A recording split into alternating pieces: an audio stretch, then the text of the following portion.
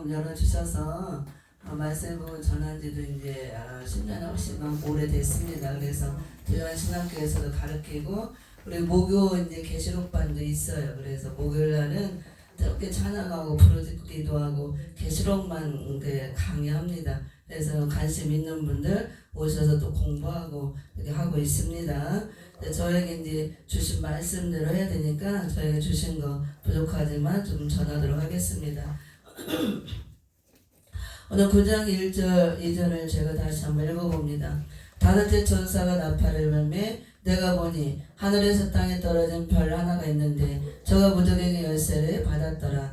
저가 무적행을 여니 그 구멍에서 큰 풀무의 연기 같은 연기가 올라오매 해와 공기가 그 구멍의 연기로 인하여 어두워지며 아멘. 아멘. 9장 2절에 보면은 그 무적행의 구멍에서 연기가 올라오매 해와 공기가 구멍의 연기로 인하여 어두워진다 이렇게 말씀하고 있죠. 그래서 제목이 영적 밤을 맞은 시대 또는 흑암 시대라고 할 수가 있습니다. 무적행에서 연기가 올라와서 온 세상을 덮는 어두워지는 흑암 시대가 되었다는 뜻입니다.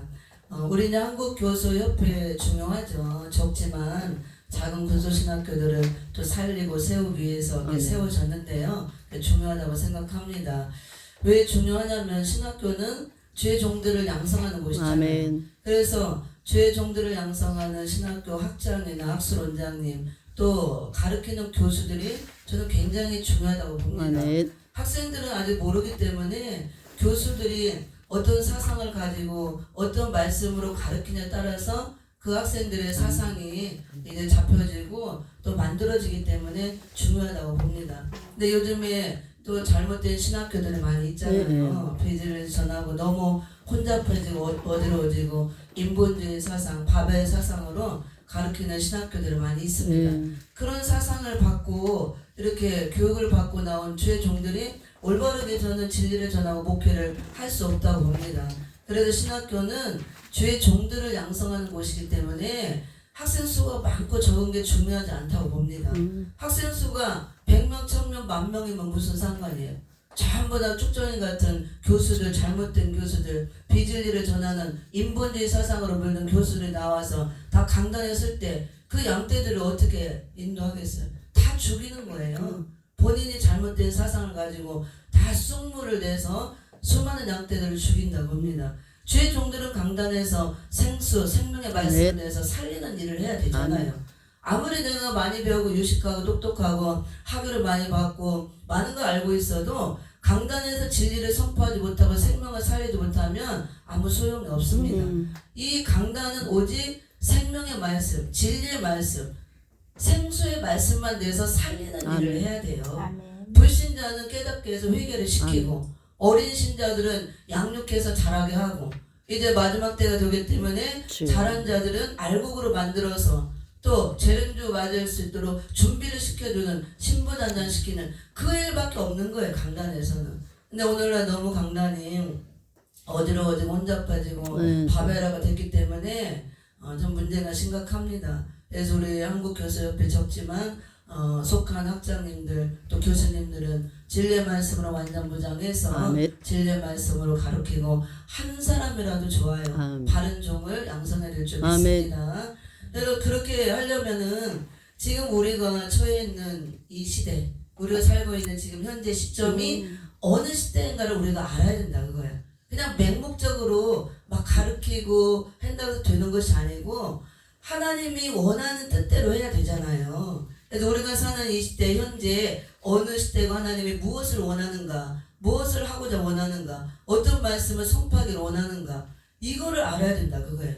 그래서 계시록은 마지막 때를 잘 보여주고 있잖아요. 요한계시록의 말씀은 앞으로 될 일의 말씀, 반드시 속게 될 일, 장차 될 일, 결코 속게 될 일, 마땅히 될 일, 될 일이라고 4번에 기록해서 나와 있습니다. 이거는 또 예언의 말씀이라고 해요. 앞으로 이루어질 일들에 대해서 기록된 말씀이라고 합니다. 이 계시록의 전체 기록된 내용대로 전 세계 인류 역사가 전개되어 갈 것입니다.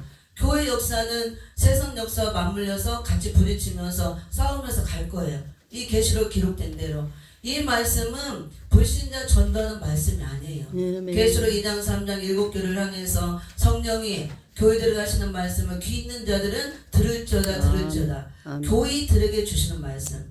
마지막 때 주재림 때 말세 교회들이 너무 세속화되고 부패하고 타락하고 바벨화가 되기 때문에 바벨교회 음력교회가 되기 때문에 이 계시를 통해서 7교를 통해서 전 세계 교회를 예표로 보여주는 것입니다. 회개를 촉구하는 거예요. 우리가 2000년 전에 아기 예수님을 통해서 회개하라 천국이 가까웠다. 그 예수 그리스도를 통해서 죄사함 받겠다면 은혜 시간이 2000년이 끝나가는 이 시점에 놓여 있습니다. 그리고 재림주가 올 때가 임박한 우리는 마지막 때를 맞이하고 있는 거예요. 그래서 세상 돌아가는 거 볼 때 믿지 않는 자들도 세상 돌아가는 걸 보면은 다 말세다 이렇게 얘기를 해요. 너무 세상이 흉악하니까 수많은 믿는 자들 목사님들도 정말 이런 일들이 일어나고 돌아가는 거 보니까 정말 말세가 된 것 같아. 주님 올 때가 다 된 것 같아. 이렇게 얘기를 하고 있어요. 우리 교회는 재림의 주를 기다리고 있잖아요. 이렇게 얘기는 하고 느끼긴 하지만 정작 재림의 주님이 어느 시점에 올지 교회가 재림주를 맞이하기 위해서 기다리려고 했으니까 기다리고 있는데 어떻게 하고 준비를 하고 있어야 될지 이걸 모른다 그거예요. 그래서 아무 그냥 준비 없이 맹목적으로 교회 내가 나가고 있으니까 앉아 있으니까 주일 예배 지키고 있으니까 재림주를 맞이할 것이다. 이렇게 하고 있으면 큰 착각이고 오산이라는 거예요. 성경은 그렇게 말씀하지 않습니다. 마지막 때 주님이 올 때가 임박할 때에 내가 올 때 가까울 때 마태복음 통해서도 다 징조를 보이시고 말씀하시고 24장 깨어있으라 준비하고 있으라 예비하고 있으라 그랬어요. 그러면 깨어있어야 되잖아요. 깨어있는 게 뭔지를 알아야 깨어있어야지. 나 깨어있는데요. 잠 안 자고 열심히 주일성도 지키고 11조 감사하고 열심히 하고 있는데요. 그걸 말하는 게 아니에요. 예비하고 있으라 준비하고 있으라. 무엇을 예비하고 무엇을 준비해야 되는지 이걸 알고 하나님께서 성경에 기록된 대로 말씀의 원리를 따서 하라는 대로 하고 있어야 된다 그겁니다. 깨어있으라는 것은 영적으로 깨어있으라는 거. 왜 깨어있냐? 오늘 본문 말씀 계시록 9장 1절 2절을 보았듯이 무적행이 열린 시대 우리가 살고 있으며 무적행에서 연기 같은 연기 흑암이 계속 올라와서 온 세계를 덮는 흑암 시대를 우리가 맞이했다 그거예요. 영적 밤을 맞은 시대. 그래서 흑암이 온 세상에 덮고 세상도 다 흑암으로 어두워지고 교회도 어두워지고 캄캄해지기 때문에 다 영적 잠을 잔다 그거예요. 그래서 열처녀 비유를 통해서 보여주고 있잖아요. 신랑이 올 때 가까울 때 밤중이 되면 열처녀가 다 졸고 잔다. 이게 다 졸고 자는 시대에 영적 밤을 맞은 시대라는 것은 영적 흑암으로 어두워져서 죄악의 관영에서 꽉 차서 하늘 꼭대기까지 차서 온 세상이 죄로 인해서 어두워지고 교회도 세상의 영향을 받아서 어두워진다는 것. 그래서 열처녀는 교회를 의미하는데 다 졸고 잔다는 것. 이건 영적인 잠을 잔다 그 소리예요. 그래서 우리가 열심히 교회 나오고 출석하고 또 기도도 하고 여러 가지 행사도 하고 하나님 일을 하지만 그걸 한다고 깨어있다는 게 아니에요. 그걸 깨어있다고 하는 것이 아니고 그거는 이제 그냥 신앙생활을 하는 것이고 깨어있다는 것은 시대를 분별하고 있어야 깨어있는 거예요. 잠을 잔다는 것은 영적 시대를 분별 못하고 있는 게 영적인 잠을 자고 있는 거고 영적 소경이 된 상태예요. 그래서 지금이 어느 시대고 어느 시점에 있고 어떤 일들이 일어나고 있는가 이 마지막 시대를 성경을 통해서 분별하지 못하면 그것이 영적 소경 상태고 영적인 잠을 자고 있는 상태예요. 그리고 영적 잠을 잔다는 것은 졸며 잔다고 그랬죠. 기름이 떨어지고 기름이 채워지지 않았기 때문에 성령의 역사가 일어나지 않습니다. 그래서 기도를 하지 못해요. 교회마다 기도를 하지 않습니다. 그게 잠을 자는 상태예요. 기도하지 못한다면 내가 영적으로 졸고 있다고 보면 됩니다. 그리고 또 잠을 잔다는 것은 세상 쾌락에 빠져서 세속화 되어지는 것, 게으름과 안일과 나태함과 태만함에 빠져 있는 상태. 라오디게아 교회처럼 이렇게 조이는 상태가 잠을 자고 있는 거예요. 라오디게아 교회는 예수님께서 뭐라고 했어요? 차지도 않고 덥지도 않고 미지근해서 토하 내친다. 그 차지도 않고 덥지도 않다는 것은 세속화가 됐다는 거예요. 그리고 이제 찬물 있고 더운 물 있고 섞으면 어떻게 돼요?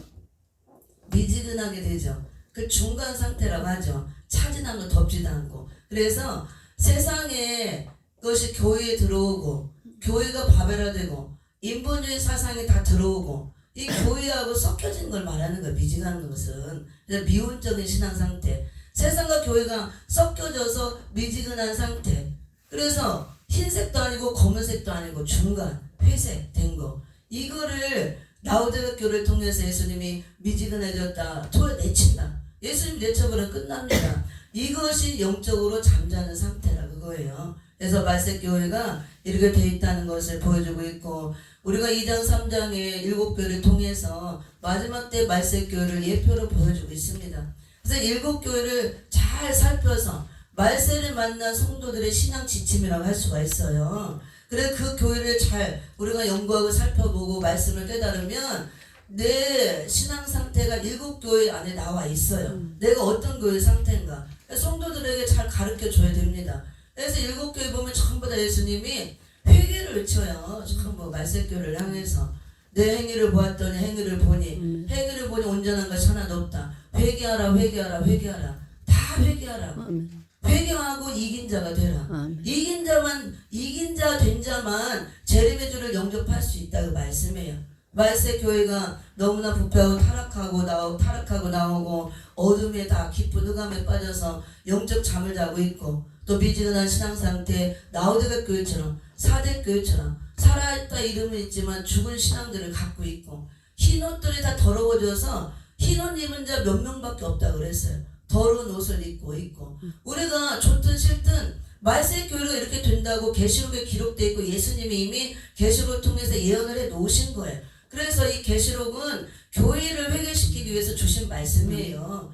교회를 회개시키고 세마포옷을 빨아입고 그 다음에 영적 속경에서 눈을 뜨고 살아있는 신앙이 되고 재림주 맞을 준비하라고 신부단장하라고 주신 말씀이라고 합니다. 그래서 우리는 지금 이 마지막 때를 살아가고 있는데요. 마지막 때는 재림의 주님이 올 때가 가깝다는 거예요. 임박한 때, 주 재림 때. 이런 때 어떤 일이 일어나냐면은 우리가 9장 1절 2절을 읽어봤죠. 우리가 사는 현재 이 시점은 우리가 7 나팔의 비밀이 나옵니다. 나팔은 마지막 때 시기를 보여줍니다. 그래서 지금 영적으로 볼 때 5째 나팔까지 불려진 시대에 우리가 살고 있는 거예요.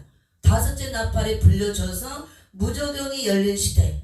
5째 전사가 나팔을 불었을 때 하늘에서 땅에 떨어진 별 하나가 나와서 무저경 열쇠를 받았다 그랬죠. 하나님의 허락하에 무저경 열쇠를 받아서 이 땅에 떨어진 악한 지도자가 나와서 무저경을 열었더니 구멍에서 풀무의 연기 같은 연기가 올라온다 그랬어요. 풀무의 연기 같은 연기가 바로 흑암입니다. 시편 78편 1절에 보면 하나님께서 양들을 향하여서 진노의 연기를 바라신다 그랬어요. 왜 하나님께서 양들을 향해서 진노의 연기를 바라실까요? 말세 교회가 부패하고 타락했기 때문에 무저경을 열어서 개방해서 온 세상에 흑암 올라 덮이게 해서 교회까지 다 진노의 연기를 바라게 하신다는 거예요. 흑암으로 덮이게. 그럼 흑암에 덮이면 어떻게 되느냐? 여기 2절에 보니까 구멍에서 계속 올라오는 거예요. 언제까지? 재림의 주님이 오셔서 심판을 마치고 무저갱을 닫을 때까지. 20장에 보면은 무저갱을 닫을 때가 오잖아요. 그래 끝이 나는 거예요. 지금은 열었기 때문에 계속 올라와서 계속 어두워져요. 영적 흑암으로 꽉 차서 영적 밤을 맞은 시대, 흑암 시대라고 합니다 우리가. 그래서 마태복음 25장 열천을 뒤에서 볼 때 예수님이 언제 오신다고 그랬어요? 예수님이 다 신랑을 기다리잖아요. 열천회가 교회가. 근데 밤중에 소리가 나대 신랑이로다 맞으러 나오라 외치는 데 소리가 있었잖아요. 밤중에 예수님 오셔요. 한밤중에 깊은 밤중에. 이거 뭘 말하느냐? 죄악이 하늘 꼭대기까지 차서 계시록 18장에 보면 하늘 꼭대기까지 사무치게 죄악을 쌓아서 인간들이 찬다 그랬잖아요. 꼭대기까지 차서 더 찰 데 없을 때 죄악으로 꽉 차서 한밤중에 될 때 예수님이 광명한 새벽별로 오십니다. 심판을 하시러. 왜? 죄악이 이제 꽉 찼기 때문에 심판을 해야 되는 거예요. 노아 시대 때 죄악이 관영했을 때 물로 심판했죠. 하나님은 죄가 없이 완전하시고 깨끗하시 거룩하신 분이기 때문에 죄를 용납할 수가 없는 분이에요. 죄는 심판해서 없애야 돼요. 그래서 구약 때는 물로 심판했고 마지막 때는 하늘 꼭대기까지 찼을 때 제르메 주님이 심판주로 오셔서 불로 심판한다 그랬잖아요. 바벨론 성을 일시간에 불태운다.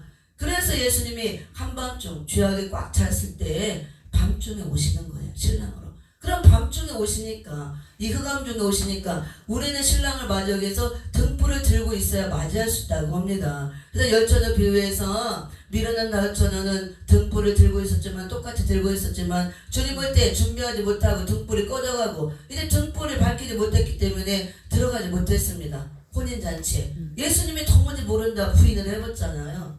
그래서 우리가 교회 다니다가도 마지막 때 재림의 영접할 준비를 못하고 주님이 나도 모르겠다 부인하면 끝나는 거예요. 그 비참한 거죠.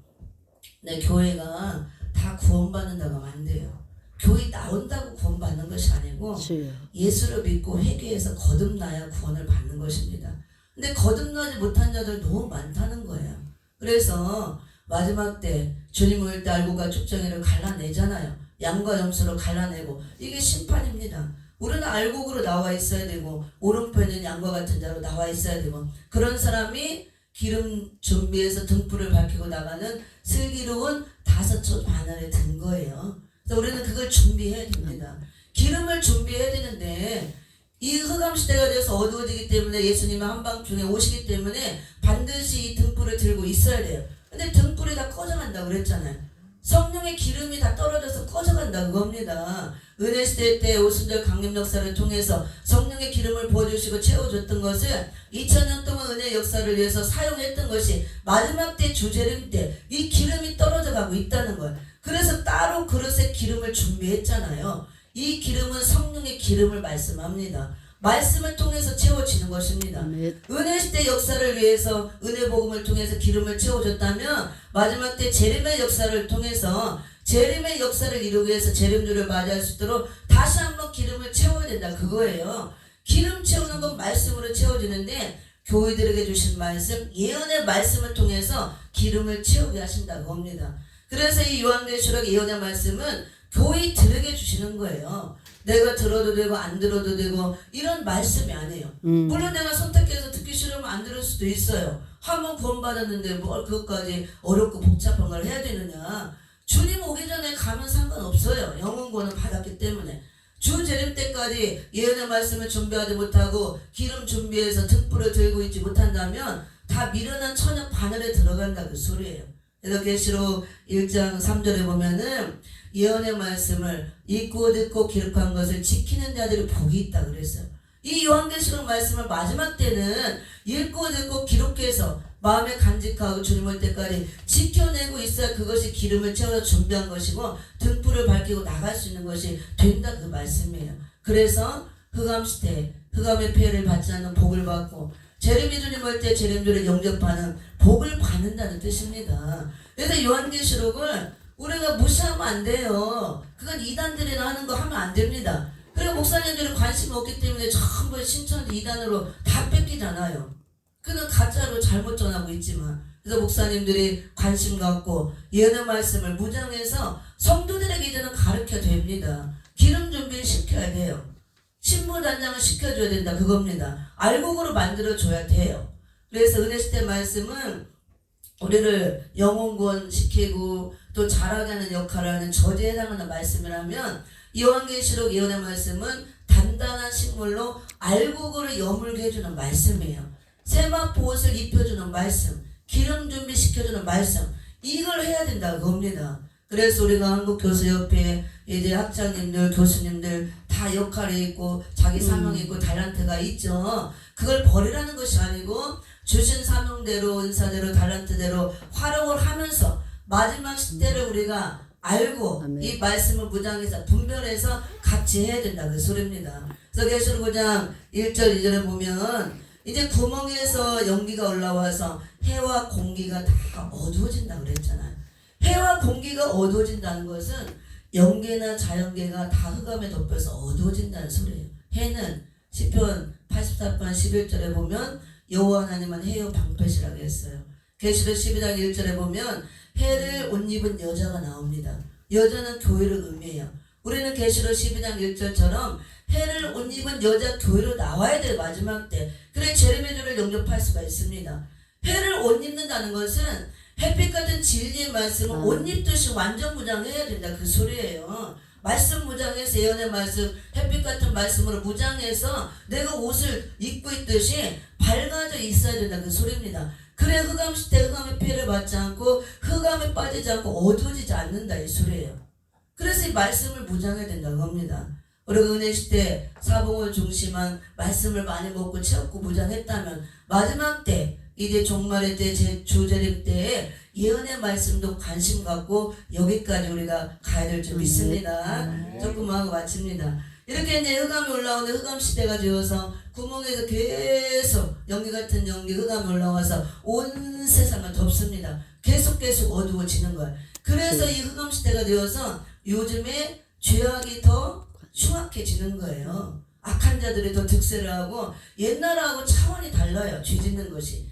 흑암이 들어가서 어두워지고 악한 자들이 되기 때문에 뒤에 이제 계시록 9장 읽어보면 흑암을 타고 황충들이 나와요. 귀신의 영들. 그래서 이 흑암을 들이마시면 다 귀신의 영들을 들이마시는 것 같이 귀신의 영들이 들어가서 사람들이 악해져요. 포악해집니다.